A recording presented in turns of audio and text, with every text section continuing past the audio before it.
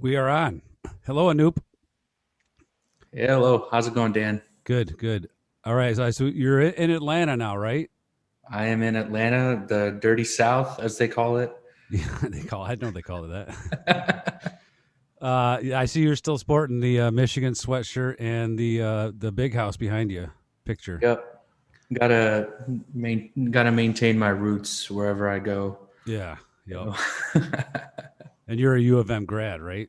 I'm a U of M grad, go blue, and the poster back here from the night game that Michigan played against Notre Dame with Denard Robinson bringing the team back in like the last 30 seconds or so. It was insane. And were you there? Yeah, it was good times. Good You were time. there at the Yeah. game. Where can you point to where you point to yourself in the picture? Just kidding. The student section right Okay, here. yeah, you actually do know where you're at. That's the student section. Yep, yep, that makes sense. Okay, cool. That actually, the first question I kind of want to ask you musically, and we'll kind of catch up. And you seem like you're doing well, so uh, we'll talk about your move and stuff. And since I've seen you last, but you're a Sure. Michigan University of Michigan grad, and you're sporting the Michigan gear. But originally, when you were a baby, where did you spend in the first part of your life? Because it probably had an impact on the music that you're playing when you play Yeah, music, right? absolutely.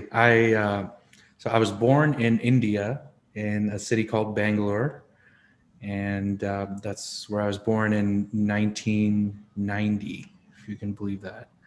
Um, so yes, technically I'm a millennial. I just turned 30 this year. I grew up playing violin, which I learned from my grandfather and another teacher that I had in Bangalore.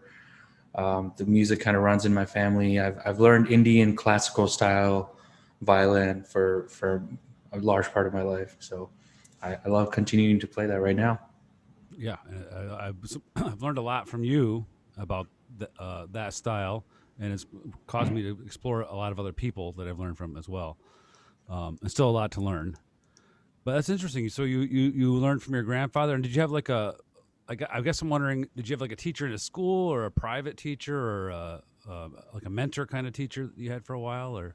Yeah. I had a teacher that I used to go to for lessons. It was a private tutor for violin. My mom used to take me because she also learned Indian classical music at the same time as I did.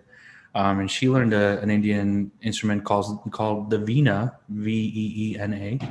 It's a big stringed instrument. It's like the South Indian version of the sitar, which is much more popular in terms of Indian instruments.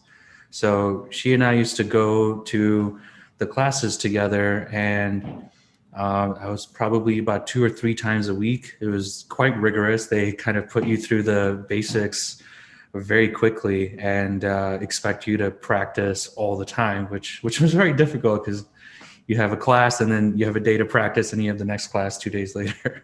Yeah, you probably had other things happening too, right? Like other lessons and stuff. Yeah, school and life as a 7, 8 year old. That's pretty hard in life. Yeah, that's interesting because in my experience, getting a child to go to one lesson a week and practice a little bit is hard to get these days now.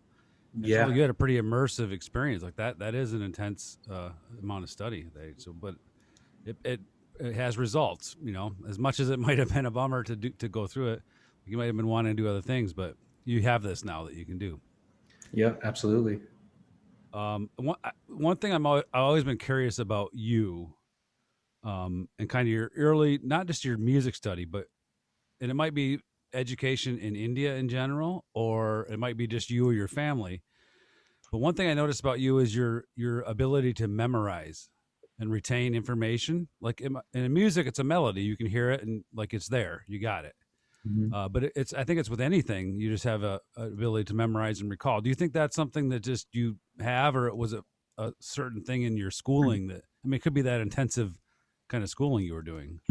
Yeah, I think it stemmed from not just learning music in India from that institute where I was going to, but also a product of being a student of the Indian educational system at large. There was a high emphasis placed on being able to memorize things Okay. from a very young age, and everything in Indian education. So that caused me to be able to recall things very easily at a young age.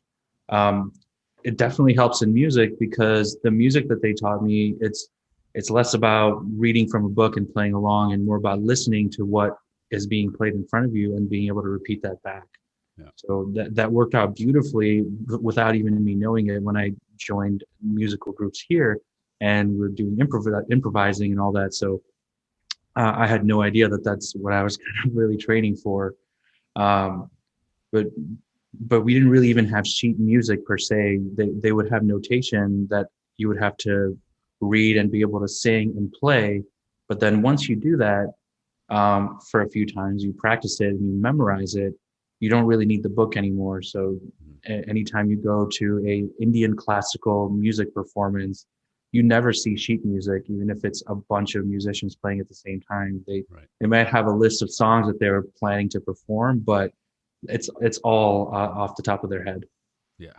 Yeah. So one thing I have in my notes here that Perna's dad was the same way. So I was thinking of something with the Perna's dad. I'm saying to people who don't know is my father-in-law, and he had the same ability to memorize and retain information. So it just helps in life.